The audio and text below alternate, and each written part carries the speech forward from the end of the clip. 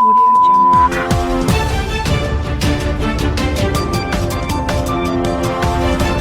नमस्कार, ये रेडियो वर्षा है। अब आप पल्लव से वर्षा टाइम्स सुनिए।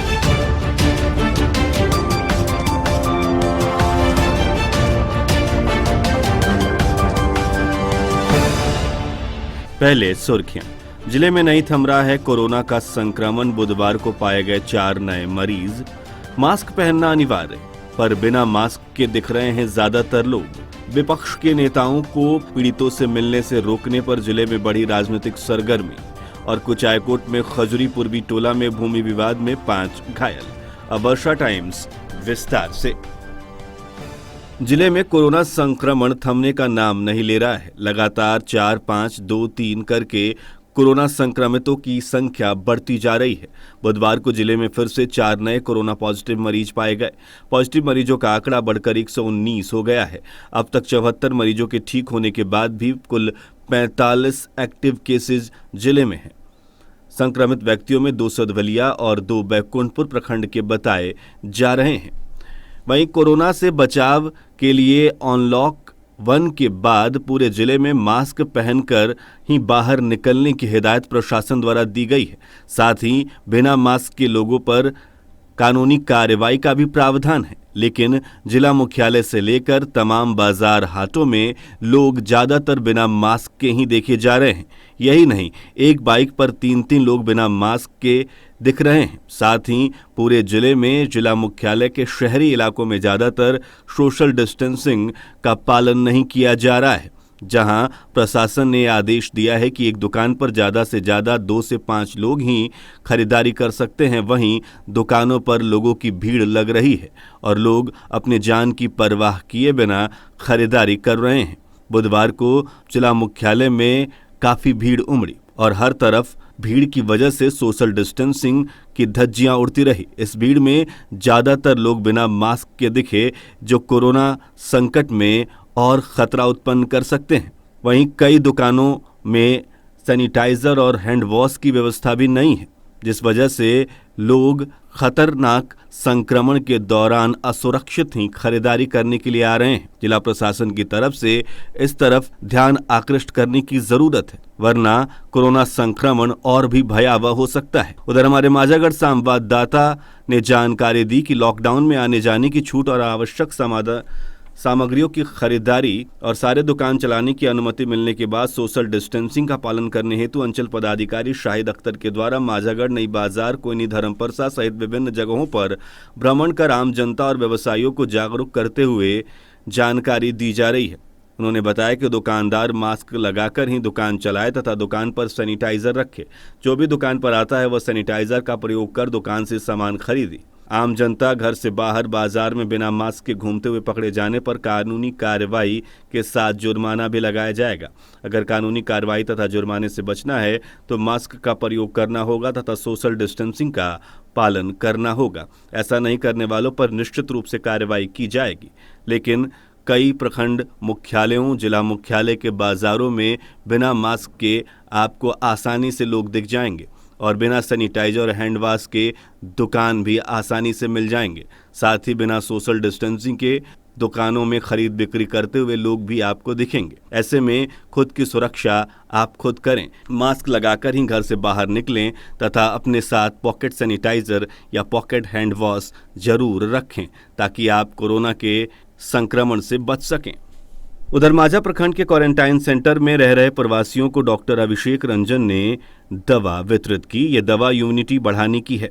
विटामिन की गोली भी दी गई। मास्क लगाकर लोगों को रहने की हिदायत के साथ साथ मास्क का वितरण भी किया गया।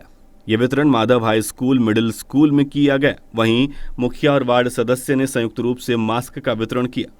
माझा प्रखंड के माझा पूर्वी पंचायत के वार्ड 7 के लंगटूहाता के वार्ड सदस्य अशोक कुमारी देवी, मुखिया अशोक कुमार ने प्रत्येक परिवार के सदस्य को मास्क का वितरण करते हुए लोगों से कहा कि सोशल डिस्टेंसिंग का पालन करते हुए घर से बाहर मास्क लगाकर ही निकलें। बिना मास्क के बाहर घूमने वालों को प्रशासन द्वारा चिन्हित कर कानूनी कार्रवाई करते हुए जुर्माना लगाया जाएगा।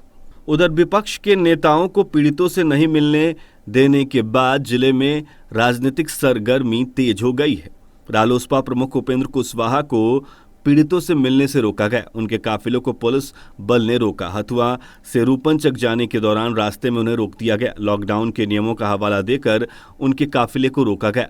रूपनचक और भोरे गौदाराम में भी केंद्रीय मंत्री जाना चाहते थे, लेकिन प्रशासन ने उनके इस आगमन पर रोक लगा दी। उधर पूर्व मंत्री रमई राम को भी प्रशासन ने रोका। राजद नेता जेपी यादव के परिजनों से मिलने जा रहे रमई राम को रोक दिया गया। गोपालगंज के बंजारी चौक पर प्रशासन ने उन्हें रोककर वापस भेज दिया। पूर्व मंत्री उपेंद्र कुशवाहा ने दिवंगत रामाश्रय सिंह कुशवाहा के परिजनों से मुलाकात की। कहा, घटना के 1 साल बाद भी अपराधियों की गिरफ्तारी नहीं हुई है। उन्होंने नीतीश कुमार की सरकार पर आरोप लगाते हुए कहा कि इनके शासनकाल में अपराध बढ़ गए हैं और विपक्ष को रोकने की कोशिश हो रही है। हमारे संवाददाता ने उपेंद्र कुशवाहा से बातचीत की। बात ही समझ में नहीं आ रही कि प्रशासन के लोग रोक क्यों रहे हैं।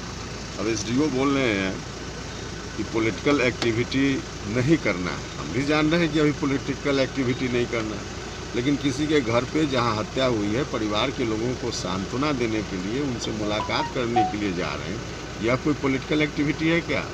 पॉलिटिकल एक्टिविटी तब होती जब हम कोई मीटिंग करते हैं, कोई सभा करते हैं, तो कोई इस तरह की एक्टिविटी नहीं है। हम आए हैं सिर्फ परिवार के लोगों को सांत्वना देने के लिए, उनसे मुलाकात करने के लिए। अब कहा जा रहा है कि आपको नहीं जाने दिया जाएगा। देखिए, सरासर तानाशाही है, ये सरासर जनतंत्र को गला घोटने की कार्रवाई है, विपक्ष की आवाज़ को दबाने की कार्रवाई है। लेकिन अब चाहे जिस तरह की कार्रवाई सरकार ताकत में है, मर्जी करे, लेकिन हम लोग अभी इनकी इस कार्रवाई से मानने वाले लोग नहीं हैं।